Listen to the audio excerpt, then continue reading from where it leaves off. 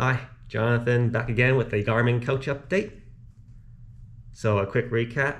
I originally set up Garmin Coach back in December 2025 to train me for the Atlanta Marathon. It worked out. I finished. The Garmin Coach predicted a time of about 3 hours 53, and I got a time of 4 hours 48 or something. There were a lot of factors that went into that, but I enjoyed the experience following the plan, so I figured I'd do it again for another marathon. So I tried to set it up to target the St. Louis Marathon, but I learned that Garmin Coach requires a goal race to be at least 6 weeks out. So I set up the plan to target the Denver Colfax Marathon, which is tomorrow, as I am sitting in my hotel room in downtown Denver. So I set up the plan rather, to just finish as well. I think I pretty much kept all the same settings as I did for the Atlanta. The only adjustment I made was reducing 1 day a week of running. So I think I set up for Monday, Tuesday, Wednesdays, Fridays, and Sundays. But everything else stayed the same. So the plan worked out, I guess, because I got a new PR at the St. Louis Marathon with a time of 4 hours 17:25. My previous best was at the previous year's Marine Corps Marathon, just under 4:19, I think. And St. Louis is a bit hillier, so it was a nice gain in that regards.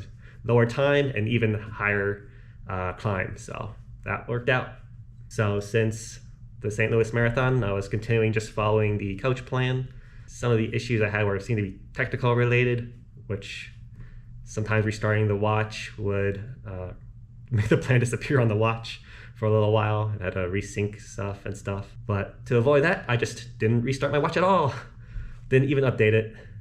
Although I had to restart it at least twice during the training cycle because I was experiencing more battery drain than normal. So restarting the watch did resolve those issues. But unfortunately, I did have to restart the watch yesterday because I was seeing the battery drain and the race disappeared off the watch again. But I was able to restart a few times and got it to resync, so the race showed up again. In fact, for the first time ever, I got the Everso unicorn status of peaking.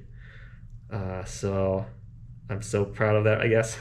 We got the peaking, so that thing's ready for race day. Going from the altitude about 500 to, 5,000 feet over here in Denver. 5,500 feet. I've been getting some warnings from the Apple Watch about vitality changes, heart rate, sleep, and all that. So it's no good there. But we'll just see how it goes. But there are still a few issues with the Garmin Coach, in that every morning I do see the morning report. And I guess Garmin is kind of confused about when race day is, because right now it's telling me today is race day.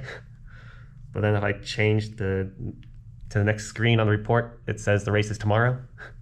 So just a weird oddity there. Well, I'm sure just purely cosmetic, won't really affect anything, since I did realize later on that you can just manually start the run and then set later on what the actual race activity was. So you can just manually tag that. I plan to record this the evening night before race, but I have to wait a few more minutes for where I was going to get breakfast to open, so I figured I'd start now. But plan for day is to go to the Expo and Power Field to get the bib and the double marathon trophy thingy. I guess it's a coaster medal thingy. And then doing some touristy things out here, like the Denver Aquarium, I think. Maybe I might try to visit the Botanic Gardens or the Art Museum. I've been trying to or I signed up to use this City Pass thing. It worked out in Atlanta, in which I could see like the World of Coke, the aquarium, the College Football Hall of Fame, those sort of things. And it was quite convenient that they were all located next to each other. But in Denver, all the attractions are pretty far apart. I kind of want to go to their Air and Space Museum, but it's just really far out in the corner. Just can't get there. It just takes too long to get there. So the goal is to get to two places today, and then the marathon starts and ends in the city park, and that's where the zoo and the Museum of Nature or Natural Sciences is also. So I can hopefully visit one of those locations, assuming that my legs still work after the marathon tomorrow. Or I'm still functioning tomorrow and don't collapse during the marathon. So that's it for now.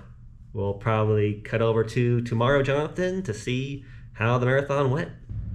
Race day Jonathan reporting in.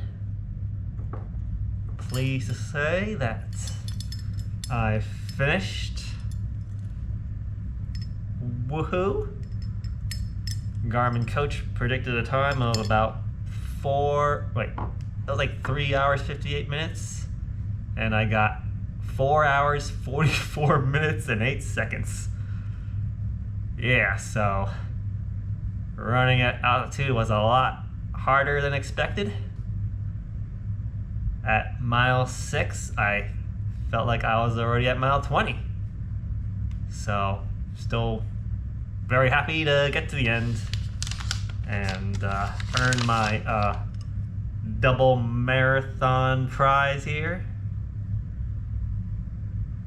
So, having run a previous marathon at Atlanta and St. Louis, I got the double marathon prize. So this ends my current Garmin Coach plan. Although the Denver marathon didn't go to plan, I'm still happy that I set a new PR at St. Louis last month. I do plan on starting a new Garmin Coach plan targeting the fall races I've signed up for. So there will probably be a future video about an update on that later on this year. I will end the video with the screenshots from Garmin Connect showing my resulting training schedule. So thank you for watching. Bye for now.